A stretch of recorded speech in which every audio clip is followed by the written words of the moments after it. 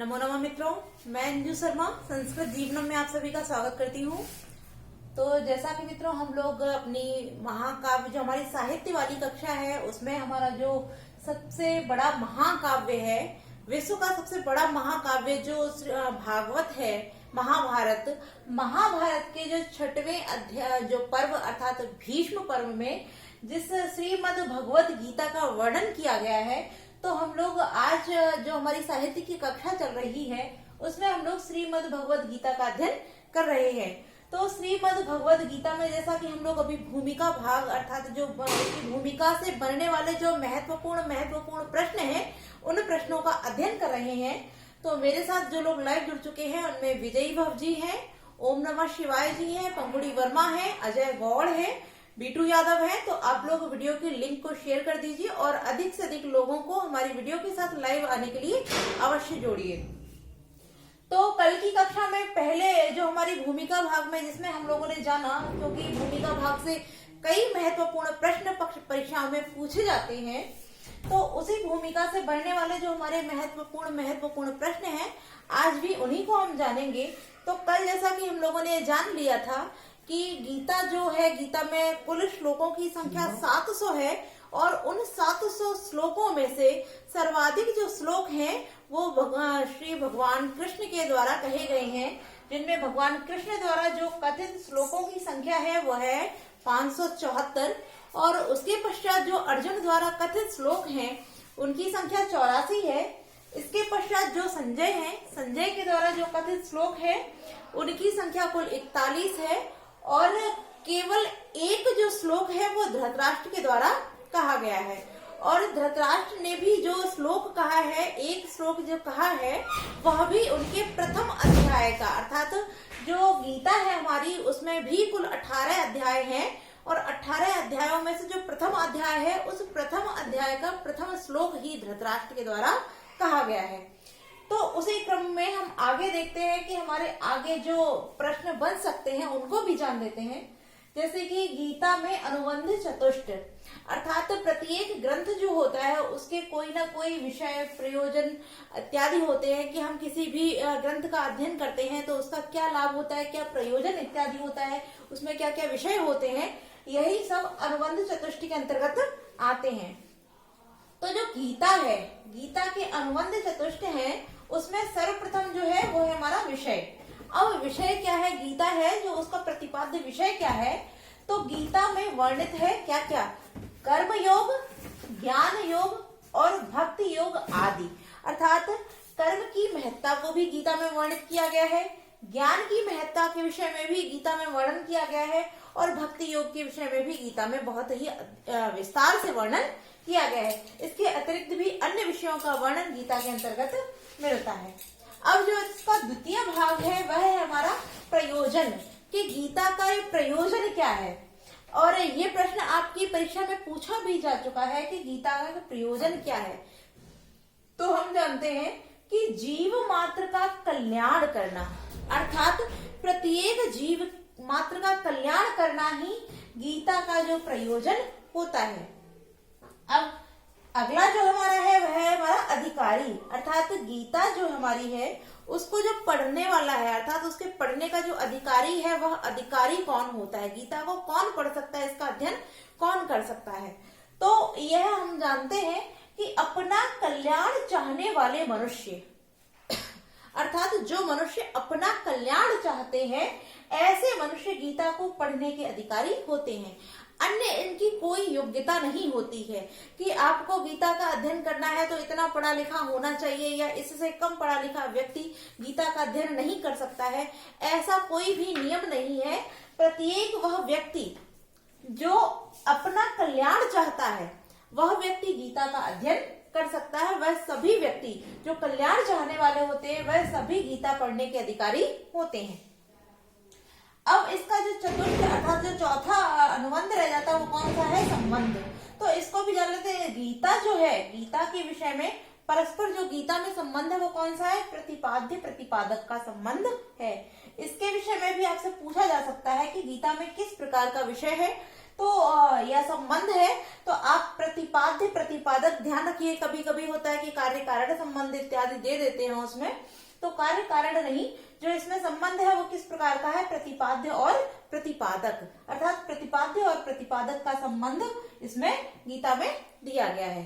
तो यह हमारे गीता में दिए हुए अनुबंध चतुष्टय हैं। तो इन सभी के विषय में हम लोगों ने जान लिया है। अब हम गीता की भूमिका में जो और अन्य प्रश्न बन सकते हैं उनको भी देखते हैं।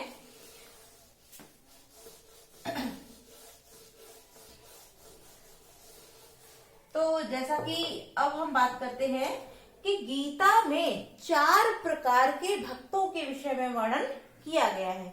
इसको हम लिख लेते हैं कि गीता में जो भक्त हैं उन भक्तों को, अर्थात कितने प्रकार के भक्तों के विषय में वर्णन किया गया है, तो गीता में कुल 4 प्रकार के भक्तों का वर्णन किया गया है। अब वह 4 प्रकार कौन कौन से हैं, तो सबसे पहले हम जानते हैं जो सबसे पहले प्रकार के भक्त होते हैं वह होते हैं हमारे आर्त। जो आर्त होते हैं वह सबसे प्रथम प्रकार के भक्त होते हैं। अब यह आर्त कौन है, अर्थात श्री कृष्ण ने अर्जुन को बताया है कि आर्त जो भक्त होते हैं वह कौन से होते हैं, अर्थात आर्त भक्त किस प्रकार के भक्त को कहते हैं। तो जो व्यक्ति, अर्थात चाहे हम अपना ही उदाहरण दें कि जब हम किसी पीड़ा में होते हैं, अर्थात किसी शारीरिक पीड़ा या मानसिक पीड़ा से व्यथित होते हैं और अपनी पीड़ाओं का निदान करने के लिए हम ईश्वर की भक्ति करते हैं, अर्थात उनकी प्रार्थना करते हैं, तब वह जो भक्त होते हैं वह हमारे आर्त भक्त कहलाते हैं। अर्थात उस जो पंक्ति में भक्त आते हैं उनको हम आर्त कहते हैं, जो अपनी शारीरिक और मानसिक व्याधियों या पीड़ाओं के कारण ईश्वर को पुकारते हैं, वह भक्त आर्त भक्त कहलाते हैं। अब हम द्वितीय जान लेते हैं कि द्वितीय जो भक्त होते हैं वो कैसे होते हैं, वो होते हैं जिज्ञासु भक्त। जिज्ञासु भक्त, अब जिज्ञासु भक्त कौन होते हैं यह भी जान लेते हैं। तो जो सृष्टि की रचना और ईश्वर के विषय में जानने की जिज्ञासा रखते हैं, अर्थात ईश्वर क्या है, परमात्मा कौन होता है, ईश्वर का स्वरूप क्या है, वह आकार साकार है या निराकार है, अर्थात उसकी जो रचना है वो किस प्रकार से है, ईश्वर किस प्रकार कैसा दिखता है, ईश्वर होता कैसा है, साथ ही साथ जो सृष्टि है उसका निर्माण करता कौन है, उसको निर्मित किसने किया है। तो सृष्टि को निर्मित करने वाला या ईश्वर का जो स्वरूप है साकार या निराकार, तो वो किस प्रकार से है, इन सभी जिज्ञासाओं को शांत करने के लिए जो ईश्वर की भक्ति करता है, ईश्वर को पुकारता है, ईश्वर के विषय में अध्ययन मनन करता है, वह जिज्ञासु भक्त कहलाते हैं। ठीक है, अब 2 प्रकार के भक्तों को हमने जान लिया। अब तीसरे प्रकार के जो भक्त होते हैं वह कौन होते हैं, तो जो अर्थार्थी, उनको हम कहते हैं अर्थार्थी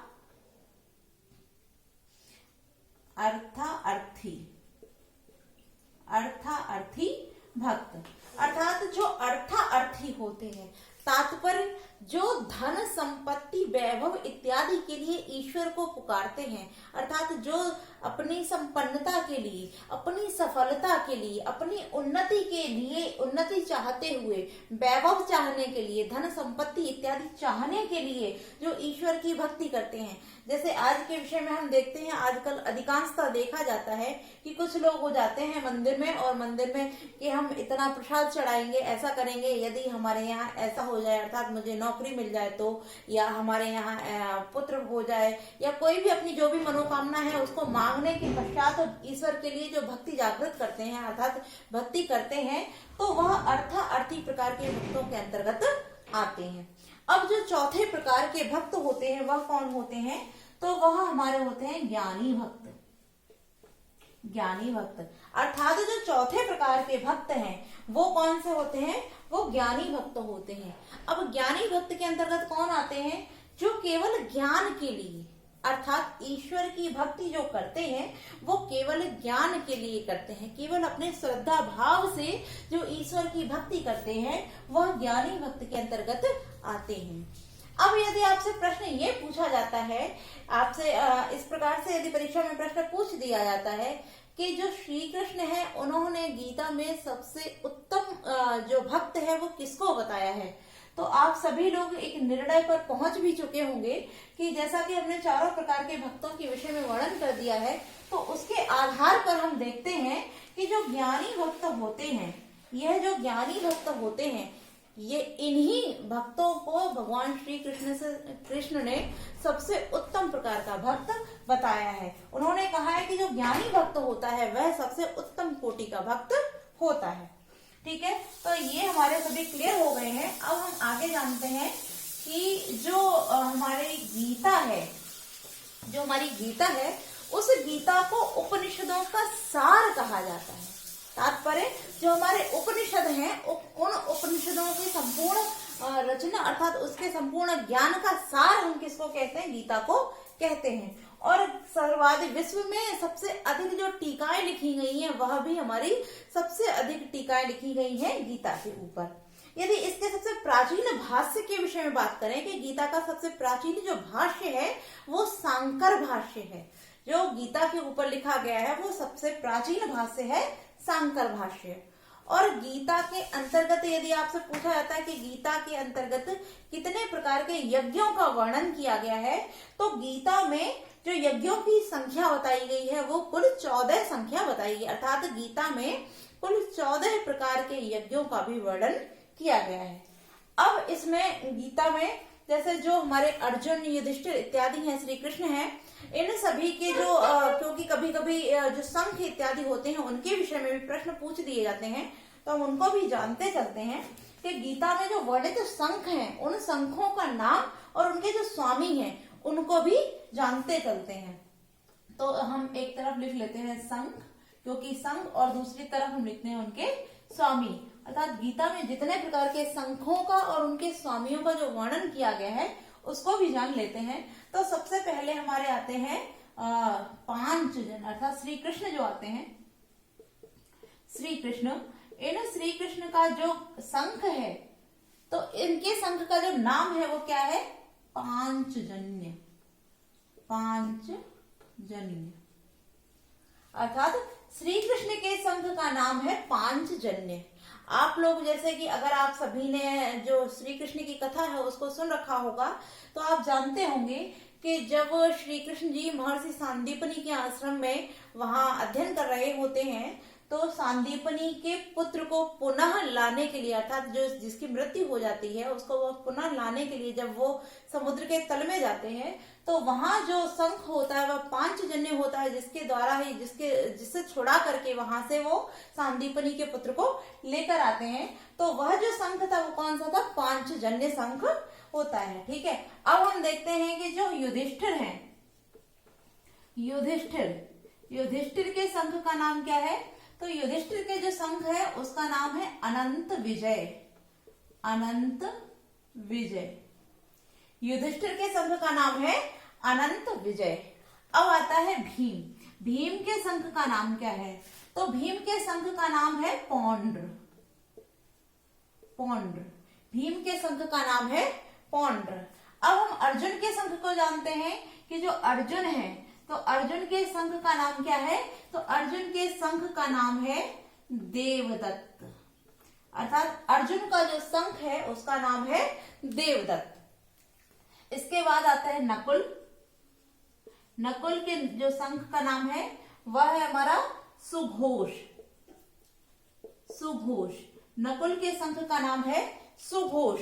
और मणिपुष्पक, मणिपुष्पक, मणिपुष्पक जो है वो सहदेव के शंख का नाम है। सहदेव के शंख का नाम है मणिपुष्पक। अब क्योंकि हमने सभी जो पांडव है, 5 पांडवों के जान लिए, अब इसके अतिरिक्त भी जो कुछ मुख्य मुख्य शंख और उनके जो स्वामी हैं उनको भी जान लेते हैं। अब जैसे हम देखते हैं भीष्म, जो भीष्म पितामह हैं, उनके जो शंख का नाम है वह है हमारा गंगनाभ। गंगनाभ, अर्थात भीष्म के जो शंख का नाम है वह है हमारा गंगनाभ। और इसके बाद दुर्योधन की बात करते हैं। दुर्योधन, तो दुर्योधन के जो शंख है उसका नाम है विदारक। विदारक, दुर्योधन के शंख का नाम है विदारक। तो आप जानते हैं जैसा दुर्योधन का स्वभाव है उसी प्रकार से उसके जो शंख का नाम भी है उसी प्रकार का विदारक, अर्थात विदारक जो विदीर्ण कर देता है, अर्थात जो हृदय को फाड़ने वाला होता है उसको हम विदारक के रूप में जानते हैं। तो आप इसको अच्छे से ध्यान रख सकते हैं कि दुर्योधन का स्वभाव भी इसी प्रकार का है कि वो किसी को भी प्रसन्न नहीं देख सकता है, उसी प्रकार से इसके जो शंख का नाम है वह भी क्या है, विदारक। अब कर्ण के शंख का नाम जानते हैं, तो कर्ण के जो शंख का नाम है वो है हिरण्यगर्भ, हिरण्यगर्भ, हिरण्यगर्भ। कर्ण के शंख का नाम है हिरण्यगर्भ। अब जो धृष्टद्युम्न है, धृष्टद्युम्न, धृष्टद्युम्न के जो शंख का नाम है वो है ययघोष, ययघोष, ययघोष धृष्टद्युम्न के शंख का नाम है।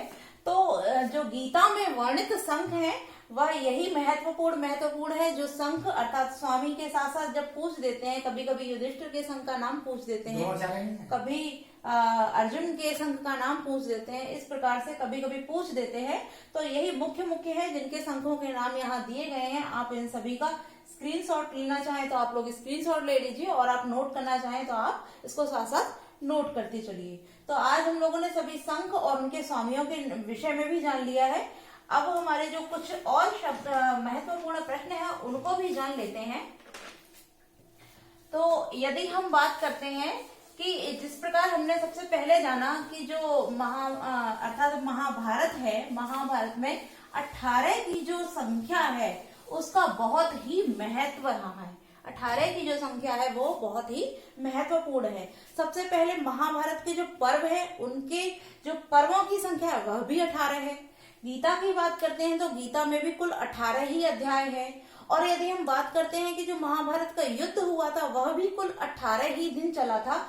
उसी प्रकार यदि हम सेना की बात करते हैं कि महाभारत के युद्ध में जो सेना थी तो वह भी कुल 18 अक्षौहिणी सेना ही थी। अब 18 अक्षौहिणी सेना जो थी उसमें से कौरवों की तरफ कुल कितनी सेना थी और पांडवों की तरफ कुल कितनी थी, तो इसको भी हम जान लेते हैं। तो 18 अक्षौहिणी सेना में से कौरवों के पक्ष में जो सेना थी वह सेना थी 11 अक्षौहिणी। 11 अक्षौहिणी सेना जो थी वो कौरवों के पक्ष में थी, और बाकी की 7 अक्षौहिणी सेना जो थी, 7 अक्षौहिणी सेना यह पांडवों के पक्ष में थी। अर्थात कौरवों की सेना में कुल अक्षौहिणी सेना थी और पांडवों की सेना में कुल 7 अक्षौहिणी सेना थी। अब इस अक्षौहिणी के अंतर्गत क्या क्या आते हैं हम इसको भी जान लेते हैं, इसका भी वर्णन कर लेते हैं कि एक अक्षौहिणी जो होती है, एक अक्षौहिणी जो सेना होती है उसमें किस किस प्रकार से सैनिकों का विवरण होता है।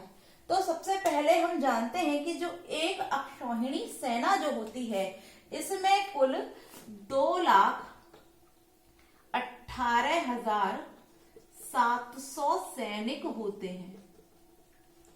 एक अक्षौहिणी सेना के अंतर्गत कुल 2,18,700 सैनिक होते हैं। अब ये कैसे कैसे होते हैं इसको भी जानते हैं। तो सबसे पहले जैसे हम जानते हैं कि कुछ पैदल होते हैं, कुछ पैदल वाले व्यक्ति होते हैं, सैनिक होते हैं, कुछ रथ वाले होते हैं जो रथी होते हैं। सॉरी, सबसे पहले पैदल के बाद हम बात करते हैं घोड़े वाले अर्थात घुड़सवार, इसके बाद रथ वाले, और तत्पश्चात जो होते हैं वो हाथी वाले होते हैं। तो हम इनको भी जान लेते हैं कि अक्षौहिणी में किस किस प्रकार से होते हैं। तो सबसे पहले जो हमारे पैदल वाले सैनिक होते हैं उनकी संख्या होती है कुल 1,09,350। 1,09,350 जो पैदल होते हैं अक्षौहिणी सेना में, अर्थात एक अक्षौहिणी में जो पैदल सैनिकों की संख्या होती है वो कितनी होती है, 1,09,350। अब यदि हम घोड़ों की बात करें कि घुड़सवार कितने होते हैं, तो 65,610 65,610 घुड़सवार होते हैं। इसके बाद हम रथी की बात करते हैं तो 21,000 870 21,870 रथी होते हैं और 21,870 ही हैं वह हमारे हाथी होते हैं। अर्थात पैदल सैनिक जो होते हैं उनकी संख्या सबसे अधिक होती है जो कि 1,09,350 है और घुड़सवार जो घोड़ों पर बैठकर युद्ध करते हैं उनकी संख्या होती है 65,610 और जो रथी होते हैं उनकी संख्या होती है 21,870 और हाथी पर बैठने वालों की संख्या भी कितनी होती है 21,870। अब इनमें नियम भी एक होता है कि जो पैदल वाले व्यक्ति होते हैं वह पैदल वाले व्यक्तियों से ही युद्ध करते हैं, घुड़सवार घुड़सवार से ही करते हैं, रथी रथी से और हाथी वाले हाथी से। इसी प्रकार से यह लोग एक दूसरे आपस में युद्ध करते हैं। ठीक है, तो हम लोगों ने इन सभी प्रश्नों को जान लिया है। अब आपसे यदि प्रश्न ये एक हमारा प्रस्थान त्रयी के अंतर्गत भी अर्थात जो गीता है हमारी वो प्रस्थान त्रयी के अंतर्गत रखी जाती है। तो प्रस्थान त्रयी जिस प्रकार तीन नाम से ही त्रयी से बोध हो रहा है कि यहाँ तीन है, तो तीन कौन कौन से हैं? सबसे पहला जो है वो उपनिषद हो जाता है, द्वितीय स्थान पर हमारी श्रीमद् भगवत गीता हो जाती है और तृतीय स्थान पर जो है वो हमारा ब्रह्मसूत्र हो जाता है। तो हम लोगों ने जाना कि प्रस्थान त्रयी के अंतर्गत जो आते हैं उनमें द्वितीय स्थान हमारी गीता को भी प्राप्त है। अब हम जानते हैं, जैसे हमने अभी आप सभी से वर्णन किया है कि जो धृतराष्ट्र होते हैं वो प्रथम अध्याय के प्रथम श्लोक का वाचन करते हैं और वहीं से गीता जो है वह आरंभ होती है। तो हमने अभी तक अपने भूमिका भाग में अर्थात गीता के भूमिका भाग से जो महत्वपूर्ण प्रश्न बन सकते थे उन सभी प्रश्नों का अध्ययन हमने अपने दोनों ही भागों में कर लिया है और आप सबने भी इन सभी प्रश्नों का अच्छे से अध्ययन कर लिया होगा। मुझे नहीं लगता अब इसमें गीता के भूमिका भाग से इन प्रश्नों के अतिरिक्त भी कोई प्रश्न पूछा जा सकता है। तो आज के लिए हम इतना ही रखेंगे और कल की कक्षा से हम लोग, जैसा कि हमारे जो पाठ्यक्रम में द्वितीय अध्याय है जो कि सांख्य योग है, तो कल की कक्षा से हम लोग द्वितीय अध्याय सांख्य योग के प्रथम श्लोक से उन सभी श्लोकों का अध्ययन आरंभ करेंगे। तो आज के लिए इतना ही मित्रों। आप सभी को वीडियो अच्छी लगी हो तो वीडियो को लाइक कीजिए। जिन लोगों ने भी अभी तक चैनल को सब्सक्राइब नहीं किया है चैनल को सब्सक्राइब कीजिए और अधिक से अधिक लोग वीडियो के साथ लाइव आया कीजिए और अपने जो भी सुझाव हैं आप उन सुझावों को कमेंट बॉक्स में अवश्य लिखा कीजिए, क्योंकि मैं आप सभी के कमेंट देखती हूँ और उनके आपकी जो भी प्रश्न है उनका निदान अर्थात उनको समाधान करने की पूरी कोशिश करती हूँ। तो आज के लिए इतना ही मित्रों। नमो नमः।